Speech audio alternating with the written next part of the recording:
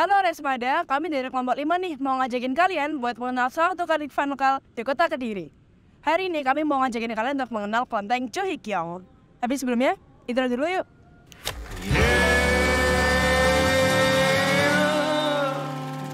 They call me the juggler, 'cause I always have three lovers, and I burn through Trojan rubber like no other. But when I'm not between the sheets, I'm busy staying undercover. Ain't as sweet as it seems being the juggler.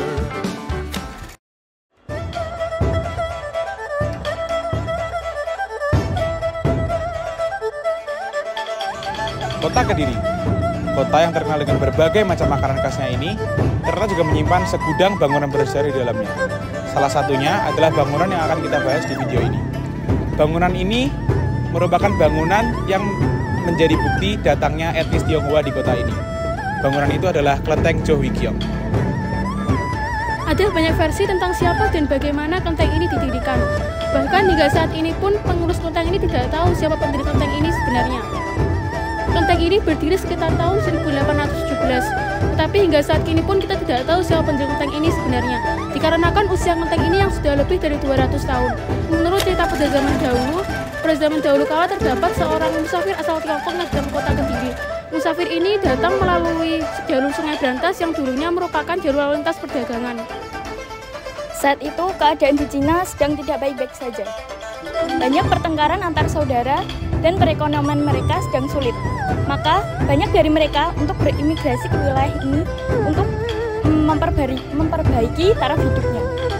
Di tengah pembaraannya, seorang musafir dan juga pedagang menginjakan kaki di Jalan Yos Sudarso, Kelurahan Pakelan, Kota Kediri, dan mereka membangun sebuah bangunan sederhana untuk berdoa. Setelah memasuki gerbang kelenteng Cho Hee Kiong, kita bisa melihat bahwa di kelenteng Cho Hee Kiong ini terdapat 3 gedung. Salah satu dari gedung tersebut adalah Gedung Amitra Graha. Gedung Amitra Graha telah diresmikan oleh Wali Kota Kediri sejak tahun 1982. Gedung ini merupakan salah satu dari 2 gedung serbaguna yang terletak di kelenteng Cho Hee Kiong sendiri. Gedung ini biasanya dimanfaatkan untuk hiburan bagi lansia setempat.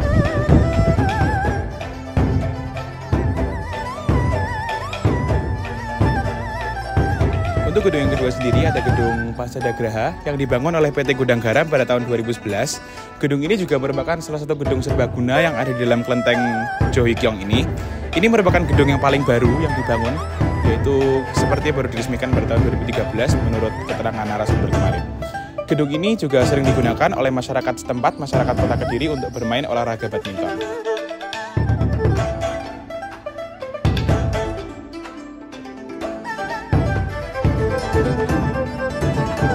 Di belakang saya ini adalah gedung utama yang berada di kompleks kelenteng Cho Hee Kiong ini.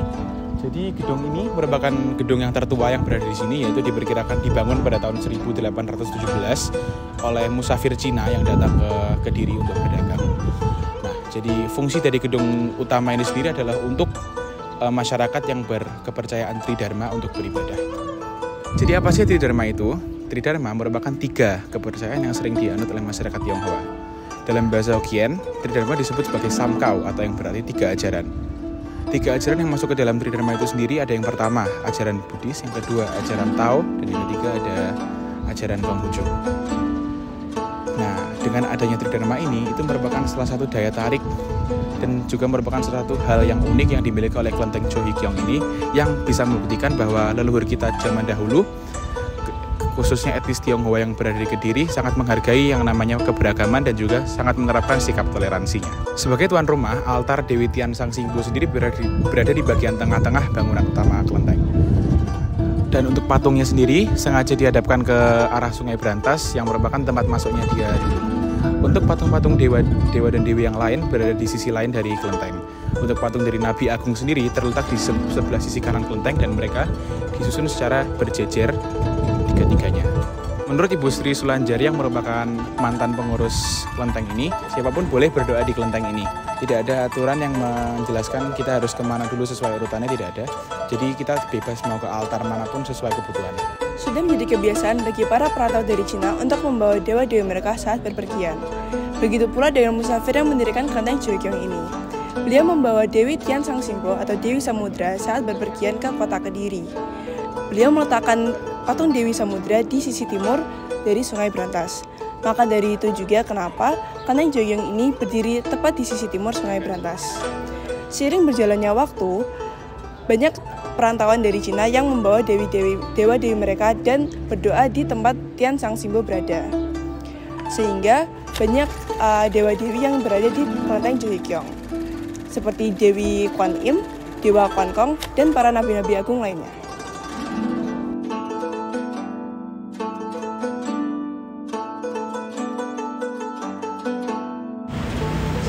Bhinneka Tunggal Ika, semboyan negara kita, Indonesia.